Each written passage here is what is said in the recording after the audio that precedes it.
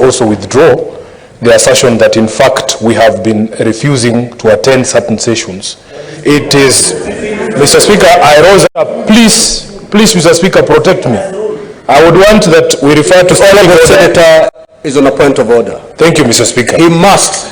Mr. Speaker, pursuant to Standing Order 103, we are not allowed to be discussing matters that are the subject of a court proceeding.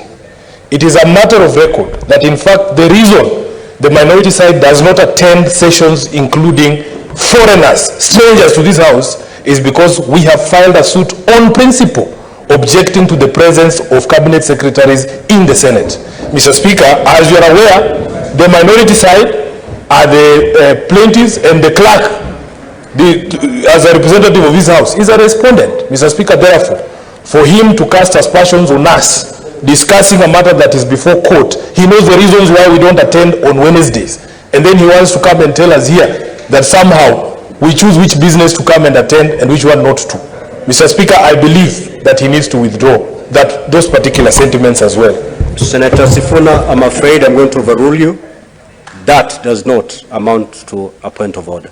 Proceed and conclude your intervention, Senator Karunga. Thank you very much, Mr. Speaker. Instead of Mr. Speaker, I was talking about Article 181 that gives the grounds for removal of anybody from office. Gross violation of the Constitution. Mr. Speaker, governor has committed a crime, abuse of office, and of course physical and mental incapacity.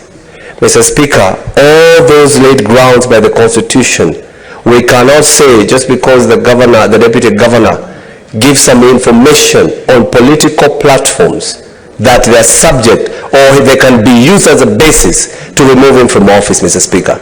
Sometimes some people talk just the way we are talking here, and I'm told to retract. Tell the deputy governor to retract if at all he said that, and people continue working. Would you remove me from office because I said they don't come on Wednesdays, Mr. Speaker? I'm just saying what is supposed to be said. Thank you very much, Mr. Speaker, and I do oppose.